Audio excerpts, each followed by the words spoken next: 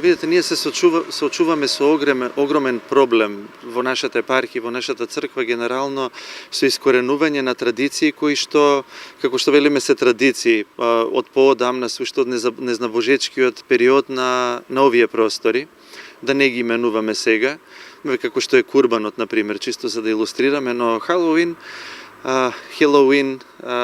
дефинитивно е празник кој што доаѓа од други народи, од други традиции, е нешто сосема ново тука на овие простори. Именно ако не интересира историскиот развој и што е всушност Хелоуин, тоа е незнабожечки празник и настан од келтско потекло. Уште древните келти го празнувале и има сосема незнабожечки карактер. Се маскирале во страшни ликови, чудовишта со рогови и така натаму.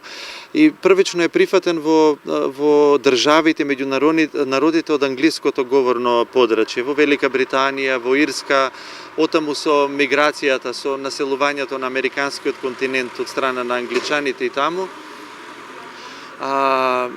И западната црква имала своевидни проблеми. Уште во 9 век, ако не се лажам, папата Григори IV, блиску до тој празник, еден ден пред тој празник на келтите, го востановил празникот на римокатоличката црква, што се празнува и денек, празникот на сите свети.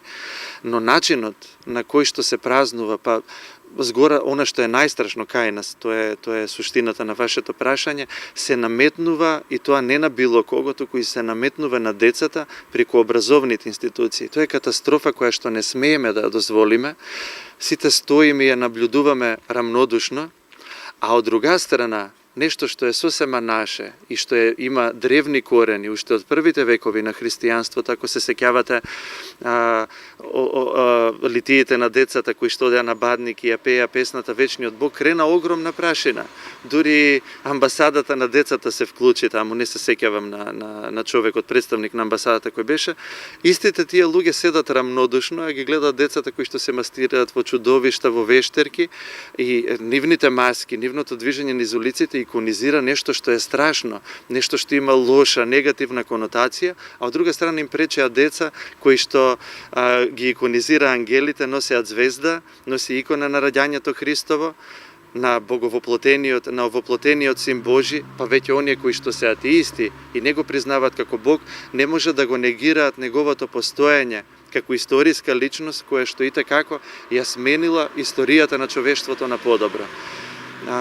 Хелоуин е огромна катастрофа која што им се наметнува, повторно ќе речам, со огромна дрскост на нашите деца и не смееме да го дозволиме тоа.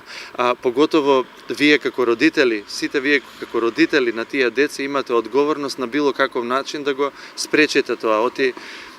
Еве што се случува во западните општества. Ако се наметнува во образовните институции нешто што се коси со исповедањето, без оглед на која религија или вероисповест припаѓа некој, не може да се наметне. Ние сами ги водиме децата, ги маскираме од дома, немојте, едноставно доаѓа во прашање нашиот, по знак прашалник, нашиот христијански идентитет. И децата нешто кога прават, треба да им кажеме што прават. Маски на чудовишта, на вештерки, на митолошки суштества немаат никаква врска со христијанството. Ние сме создадени според образ и подобие Божје. Ние сме икона Божја и не можеме на таа икона, на тој образ Божји да ставаме маски и ликови на некој друг.